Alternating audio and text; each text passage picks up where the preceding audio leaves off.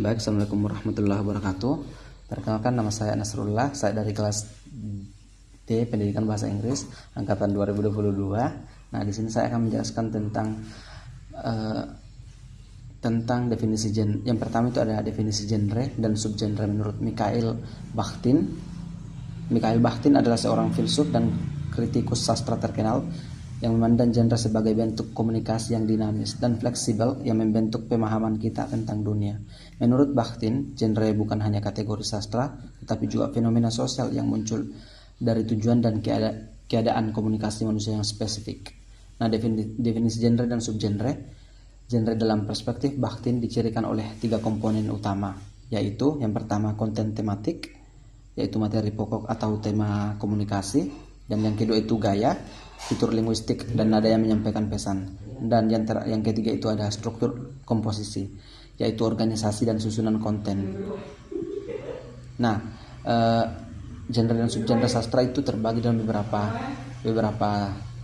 tipe atau beberapa bagian atau beberapa jenis. Nah, yang untuk genre sendiri itu yang pertama ada drama, yaitu genre yang melibatkan dialog dan aksi, biasanya dipentaskan di atas panggung atau layar. Nah, yang kedua itu tragedi, karya dramatik yang berakhir dengan kesedihan atau bencana. Terus yang ketiga ada komedi, karya dramatik yang ringan dan lucu. Ini biasanya ditampilkan seolah-olah drama ini genre sastra ini itu lucu. Nah, yang ketiga itu fiksi, genre yang melibatkan peristiwa dan karakter imajinasi. Terus yang selanjutnya itu novel, yaitu karya fiksi yang panjang, baik itu karya fiksi maupun karya non fiksi yang panjang. Terus yang selanjutnya itu cerita pendek, karya fiksi yang lebih pendek. Terus ada di sini non fiksi, genre yang melibatkan informasi faktual. Terus yang ketiga itu biografi, tulisan tentang kehidupan seseorang.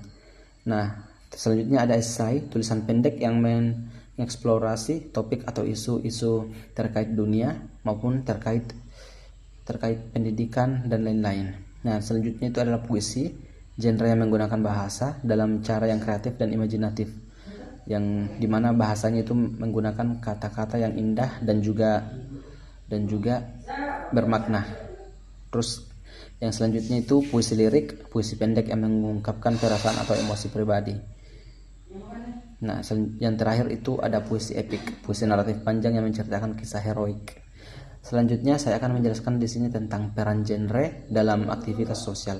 Genre memainkan peran penting dalam aktivitas sosial dengan menyediakan kerangka untuk komunikasi dan membentuk pemahaman kita tentang dunia. Genre membantu kita memahami dan menafsirkan pesan. Dengan mengenali genre, kita dapat lebih memahami tujuan dan maknanya.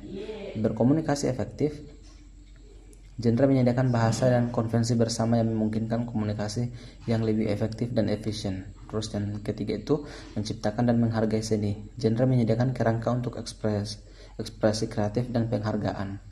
Nah, selanjutnya saya akan menjelaskan tentang signifikasi genre. Signifikasi genre terletak pada kemampuannya membentuk pemahaman kita tentang dunia yang memfasilitasi komunikasi genre.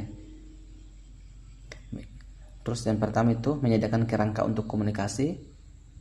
Genre menawarkan bahasa dan konvensi bersama yang memungkinkan komunikasi efektif. Terus yang kedua itu membentuk pemahaman kita tentang dunia. Genre mempengaruhi bagaimana kita memandang dan menafsirkan realitas. Dan yang terakhir itu memungkinkan ekspresi dan penghargaan seni. Genre menyediakan kerangka untuk ekspresi kreatif dan penghargaan. Nah, sekian dari saya. Assalamualaikum warahmatullahi wabarakatuh.